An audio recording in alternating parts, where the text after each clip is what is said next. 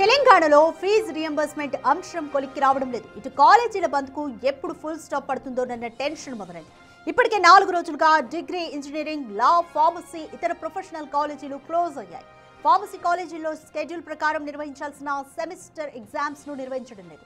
అలాగే ఇంజనీరింగ్ కాలేజీలు సైతం మిడ్ టర్మ్ ఎగ్జామ్స్ ను వాయిదా వేశాయి. దీంతో లక్షలాది మంది స్టూడెంట్స్, వారి పేరెంట్స్ ఆందోళనలో ఉన్నారు. ఇలాగే మరికొన్ని రోజుల పాటు కాలేజీలు ఓపెన్ చేయకపోతే తమ భవిష్యత్ ఏమవుతుందోనన్న ఆందోళన విద్యార్థుల్లో కనిపిస్తోంది.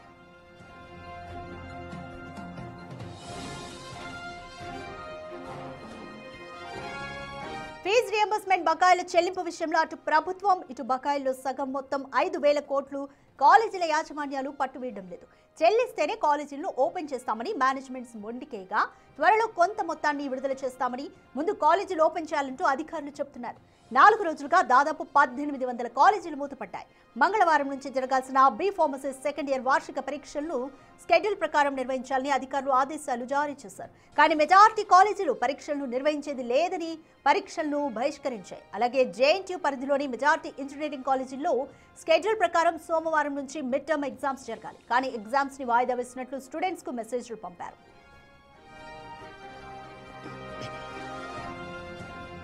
ప్రస్తుతం సీఎం, మంత్రులు పూర్తిగా జూబ్లీహిల్స్ ఎన్నికల బిజీలో ఉన్నారు. ఆదివారం సాయంత్రం వరకు వారంతా ప్రత్యక్షంగా ఎన్నికల ప్రచారంలో ఉంటారు. ఆ తర్వాతనే కాలేజీల ప్రతినిధులతో చర్చలు జరిపే ఛాన్సెస్ ఉన్నాయి. అయితే ఈలోపు కాలేజీలతో సంప్రదింపులు జరపాలని అధికారులకు సూచించినట్లుగా తెలిసింది.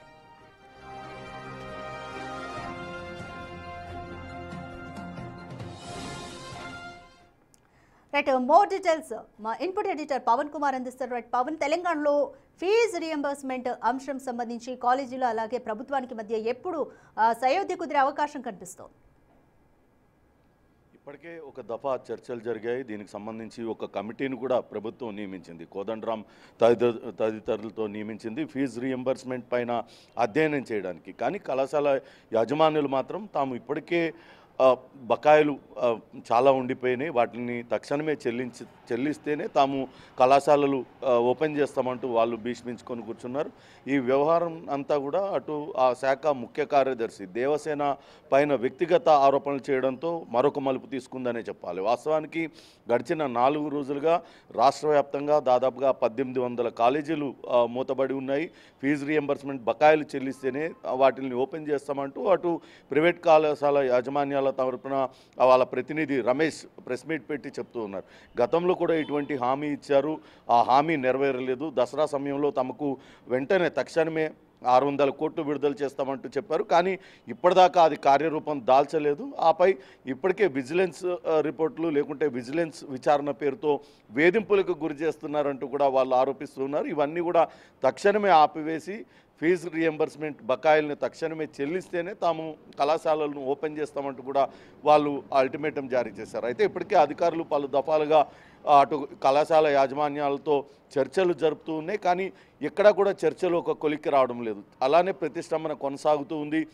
అయితే ప్రస్తుతం ఎంత మేర బకాయిలు పెండింగ్ ఉన్నాయా అనే దానిపైన కూడా ఒక స్పష్టత రావాల్సి ఉంది. దాదాపుగా 10,000 కోట్ల వరకు బకాయిలు ఉంటాయంటూ ప్రైవేట్ కళాశాల యాజమాన్యాలు చెప్తుంటే అటు రాష్ట్ర ప్రభుత్వం మాత్రం 5,000 కోట్ల వరకు ఉండవచ్చునన్న అంచనాకు వస్తుంది. దీనిపైన అధ్యయనం చేయడానికి ప్రస్తుతం అనేక మంది విద్యావేత్తలు అటు విద్యాశాఖ అధికారులతో కూడా ఒక కమిటీ వేశారు. ఈ కమిటీ పూర్తి స్థాయిలో అధ్యయనం చేసిన తర్వాతే అటు ఫీజు రియంబర్స్మెంట్ బకాయిలు చెల్లించే అవకాశం ఉంటుంది. అయితే ప్రస్తుతం గతంలో వీళ్ళతో చర్చలు జరిపిన మంత్రి బట్టి కావచ్చు, ఇతర మంత్రులందరూ కూడా ప్రస్తుతం జూబ్లీహిల్స్ ఉప ఎన్నిక ప్రచారంలో వాళ్ళందరూ కూడా నిమగ్నమై ఉన్న నేపథ్యంలో మంత్రులు ఎవరు కూడా ఇంతవరకు జోక్యం చేసుకున్న పరిస్థితి లేదు. కానీ విద్యార్థులు మాత్రం తీవ్ర ఆందోళన చెందుతూ ఉన్నారు.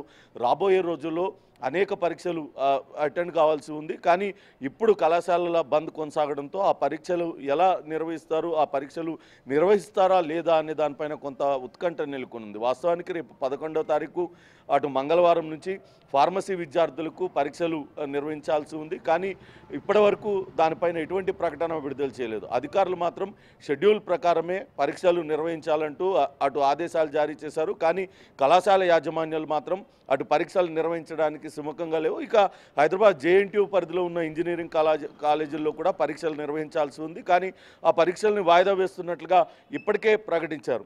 మొత్తం మీద అటు కళాశాల యాజమాన్యాల వైఖరితో విద్యార్థులందరూ కూడా కొంత ఆందోళన చెందుతున్నారు. చేస్తున్న పరిస్థితి అయితే కనపడుతుంది.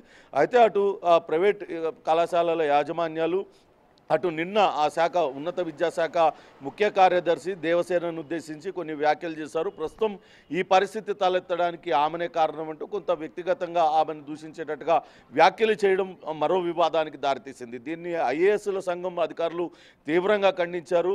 అధికారులను వ్యక్తిగతంగా వాళ్ళపైన విమర్శలు చేయడం సరికాదంటూ ఏదైనా ఉంటే పాలనాపరమైన అంశాలలో ఐఏఎస్లు నిర్ణయాలు తీసుకుంటారు, వాటికి వాళ్ళను వ్యక్తిగతంగా నిందించడం సరికాదంటూ ఐఏఎస్ల అధికారుల సంఘం కూడా అటు ప్రైవేట్ కళాశాలల యాజమాన్యాల తీరుపైన తమ అసంతృప్తిని వ్యక్తం చేస్తూ ఒక లేఖను కూడా విడుదల చేశాయి.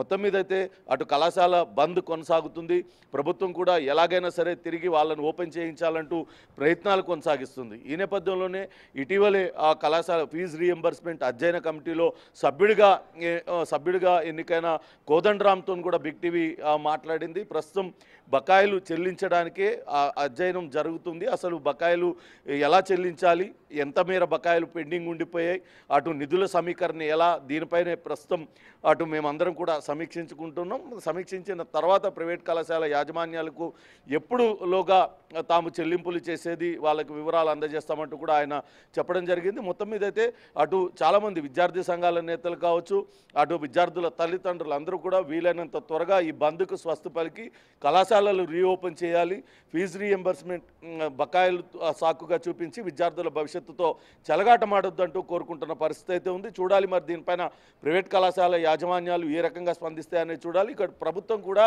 వాళ్ళ బకాయిలు చెల్లించడానికి సిద్ధంగా ఉన్నామంటూ చెప్తుంది. గతంలోనే 900 కోట్ల రూపాయలు విడుదల చేశారు.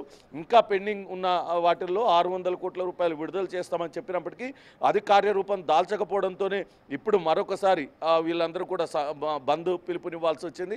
అయితే ఇప్పుడు మానవతా దృక్పథంతో ఆలోచించి వెంటనే బంద్ను విరమించాలి, వీలైనంత త్వరగా బకాయిలు చెల్లిస్తామంటూ ప్రభుత్వ అధికారులైతే వాళ్ళని నచ్చజెప్పే ప్రయత్నం చేస్తున్నారు. రాధిక, రైట్ పవన్, కొన్ని కాలేజీలు బీఫార్మసీ కాలేజీలు కానీ సెకండ్ ఇయర్ ఎగ్జామ్స్ని నిర్వహిస్తున్నాయి, కొన్ని మాత్రము బాయ్కాట్ చేశాయి. సో ఏ విధంగా సమన్వయం చేసుకుంటారు అనుకోవచ్చు ఈ పరీక్షల విషయంలో? పేరెంట్స్ ఏమంటున్నారు?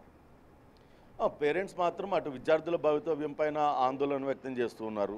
మరికొద్ది రోజుల్లో పరీక్షలకు అటెండ్ కావాల్సిన విద్యార్థులు పరీక్షలు జరుగుతాయా లేదా అనే టెన్షన్లో ఉండి వాళ్ళ విలువైన భవిష్యత్తును అంధకారంలోకి నెట్టేసే విధంగా ఇదంతా కూడా జరుగుతుంది. కాబట్టి అటు ప్రైవేట్ కళాశాల యాజమాన్యాలు మొండి వైఖరి వీడనాడాలి.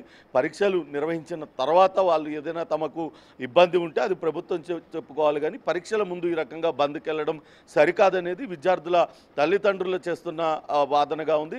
అయితే కళాశాల యాజమాన్యాలు మాత్రం తాము ఇప్పటికే చాలా సంవత్సరాలుగా తాము జీతాలు చెల్లిస్తూ వస్తున్నాం, ప్రస్తుతం తిరిగి తమ దగ్గర పనిచేసే ఉపాధ్యాయులకు కానీ అటు లెక్చరర్లకు కూడా జీతాలు చెల్లించలేని పరిస్థితి ఏర్పడింది. పూర్తిగా అప్పుల ఊబిల్లోకి కోరుకుపోతున్నాం. కాబట్టి తక్షణమే ప్రభుత్వం రిలీజ్ చేయాలి, ప్రభుత్వం తమకు హామీ ఇచ్చిందంటూ ప్రైవేట్ కళాశాల యాజమాన్యాలు కూడా చెప్తూ ఉన్నాయి. ఇక ప్రభుత్వం కూడా ఫీజు రీఎంబర్స్మెంట్ చెల్లింపుకు సిద్ధంగా ఉన్నామంటూ చెప్పింది. గతంలోనే కొన్ని నిధులు విడుదల చేసింది, మరికొన్ని నిధులు విడుదల చేస్తామంటూ కూడా చెప్పింది. కానీ ఏకమొత్తంగా అంతా ఉన్న బకాయిలంతా కూడా విడుదల చేయాలంటూ వాళ్ళు డిమాండ్ చేస్తుండడంతో కొంత ప్రతిష్టంభన ఏర్పడింది. దీనిపైన అటు మంత్రులు అధికారులు ఏ రకంగా చర్చించి నిర్ణయం తీసుకుంటారని చూడాలి.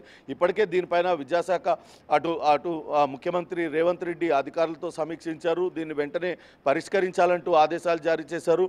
అటు బట్టి కూడా కళాశాల యాజమాన్యాలతో మాట్లాడే ప్రయత్నం కూడా చేస్తున్నారు. కానీ ఎన్నికల ప్రచారంలో ఉండడంతో కొంతవరకు ఇందులో ప్రతిష్టంభన ఏర్పడింది. వీలైనంత త్వరగా ఈ సమస్యకు ముగింపు పలకాలంటూ అటు ప్రభుత్వం కూడా కృతనిశ్చయంతో ఉంది.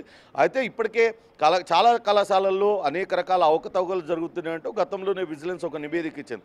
ప్రస్తుతం ఆ నివేదిక పైన ఎటువంటి చర్యలు తీసుకోవద్దు, ఈ తనిఖీలు కూడా వెంటనే నిలుపుదల చేయాలి, మేము బకాయిలు అడుగుతున్నందుకే మా పైన ఈ రకంగా విజిలెన్స్తో సోదాలు నిర్వహించి మమ్మల్ని భయభ్రాంతులకు గురి చేస్తున్నారంటూ కళాశాల యాజమాన్యాలు కూడా ఆరోపిస్తూ ఉన్నాయి. కాబట్టి ఈ పరిస్థితులంతా చక్కదిద్దడానికే ఒక కమిటీని వేయడం జరిగింది. ఆ కమిటీ అధ్యయనం చేసిన వెంటనే వీళ్ళందరికీ కూడా బకాయిల చెల్లింపుకి అటు ప్రభుత్వం సిద్ధంగా ఉన్నట్లుగా చెప్తున్న పరిస్థితి అయితే ఉంది. Radhika, thank you Pawan.